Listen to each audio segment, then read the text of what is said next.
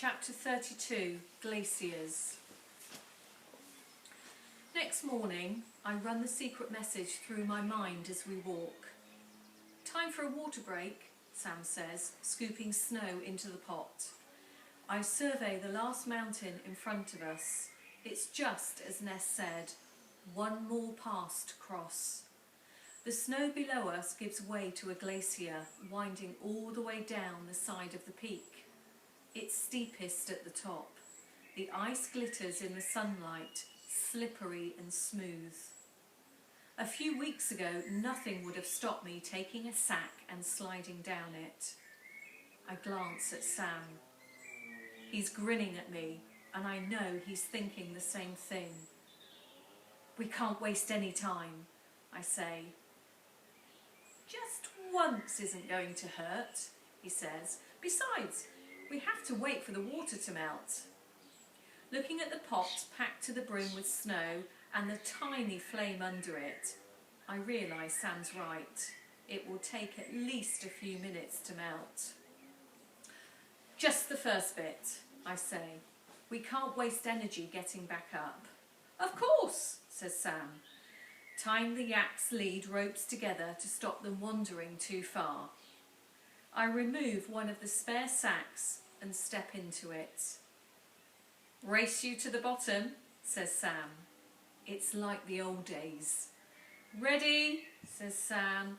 Steady. I don't wait for go, I'm off, using my hands to propel me forwards. Gravity grabs me and I slip and slide across the ice. It crackles underneath me. I tug my hat off and the air rushes past my ears. My matted hair flies behind me. The glacier plunges downwards and my stomach jumps. Whoop! Yells Sam behind me. All my worry leaves me for a second as I slide away from it all.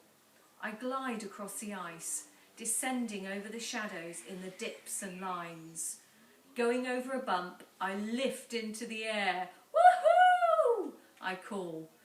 My voice echoes back at me from the mountains. I crash back down and my bones hurt, but I'm laughing. Dalai Lama! I shout. There's no one to stop me. I never want it to end, but I know it has to, and I drag my fingers across the ice to stop. Mum told me that glaciers are constantly flowing, but it's too slow to see. The ice creaks underneath me as I come to a halt. Watch out, I say. Sam crashes into me. Hey, I laugh, pushing him off and pulling my hat back on. That, he says, slapping the ice, was the best thing in ages. The slap makes a low note.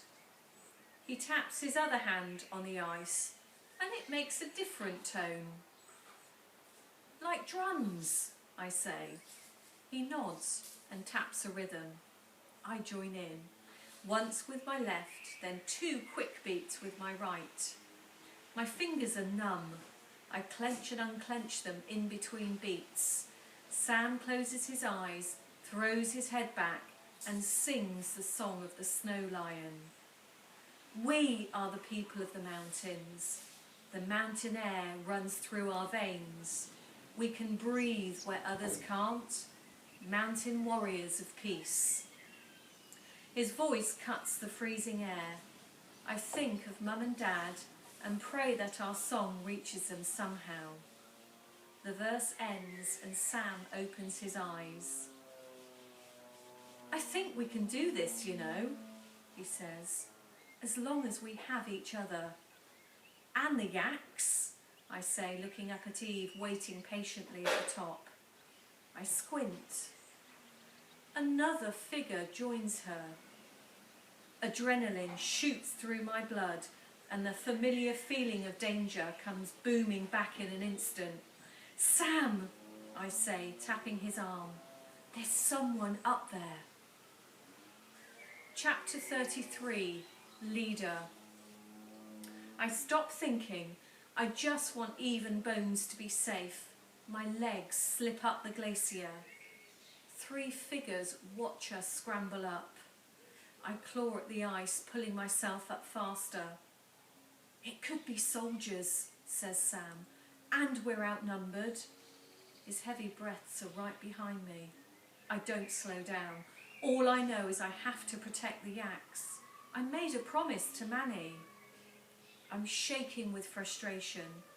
I let myself get distracted, laughing and playing while they snuck up on us. I heave myself onto the ridge. We're surrounded by hooded figures, but they're not soldiers. They're nomads. Where's the backpack? I can't see it. I whip my head round and catch the glint of the copper prayer bowl in the sun. Our bags are on the ground, their contents spilling onto the snow. I remember Jinpa's warnings about nomads being paid to be informers. Sam catches up, leaning over to get his breath back. "Tash," he whispers in my ear, "get away from them." I shake him off. They have my backpack. The letter is in the front pocket. The Snowline leaflet is in the main compartment. "Wait," says a man. The way he carries himself is different, distinctive. He stands up tall and straight. He must be their leader. "We've been expecting you," he says.